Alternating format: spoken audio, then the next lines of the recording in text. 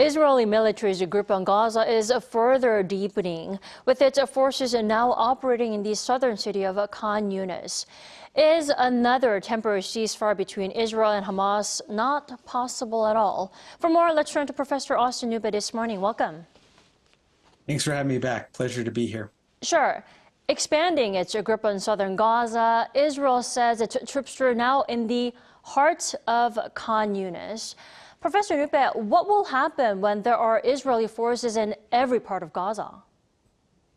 So right now we're seeing the offensive move south, and the problem is that to date we've already had 80% of the Gaza Strip dislocated. That's about 1.8 million people.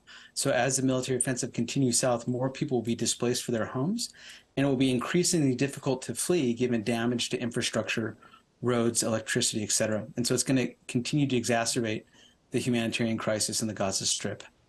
Definitely. Israel is warning Palestinians to evacuate specific areas in the south. But the problem is residents are saying that there is no safe place to go. Now, that means the pressure is also mounting on the U.S. over the number of civilian casualties. What actions do you think the U.S. can or must take at this stage of the war?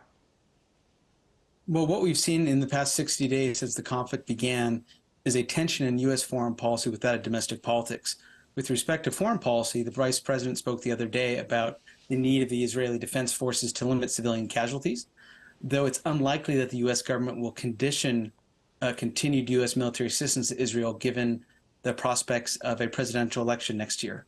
And so on the record, the Biden administration is insisting that the Israelis respect a discriminate targeting between militants and civilians, and behind the scenes is negotiating for the release of further hostages, while also paying attention to the presidential election in the coming year. And so it's very difficult to strike a consistent policy with U.S. audiences and international ones. It is quite tricky at this stage of the war. Now, is another ceasefire possible then in the near future, do you think, after the collapse of the troops? What's your take on the possibility? Are hopes for another temporary truce really low now? It's certainly possible. All war is a form of politics by their means. And so what we see is adversaries will fight, they'll pause for diplomacy, and these things happen simultaneously. And so I wouldn't put it beyond the realm of possibility, but the terms are unlikely to favor the Israelis. It's going to be a continued release of Israeli prisoners for more Palestinians at a ratio that is difficult for the Netanyahu government to communicate to the Israeli people. At the same time, the Netanyahu government is incredibly unpopular with the average Israeli voter, including over the hostage situation and Netanyahu's really failure to meaningfully engage with the families of the hostages that were taken. Right. And so it's going to be a diplomatic effort between the Americans, the Qatari government, and the Israelis. Right. The Prime Minister Netanyahu said himself that it will be difficult to bring all the hostages back to their hometowns. Now, the World Health Organization's executive board is also set to hold a very rare emergency meeting on December 10 to discuss the health crisis in Gaza and also in the West Bank. Can we expect anything fruitful to come out of that meeting? What do you think? Well, the World Health Organization is certainly going to continue to push for a ceasefire, pause in the fighting as the humanitarian crisis worsens.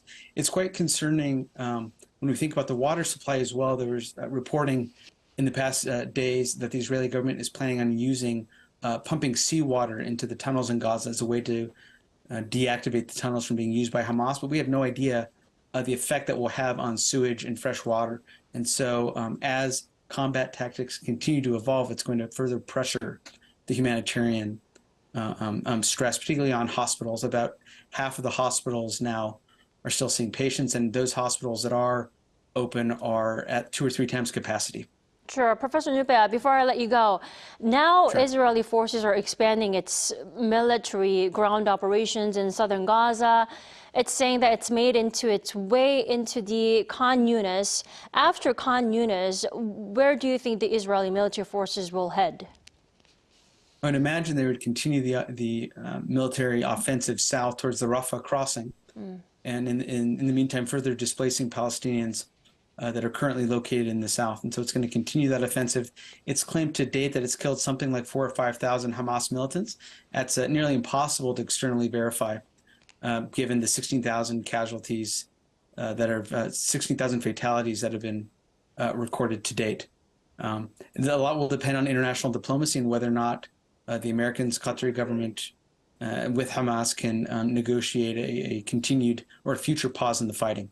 Definitely. All right. Thanks so much, Professor Knuppe, for joining us all the way from Utah this morning. You enjoy your evening. Thanks, you as well.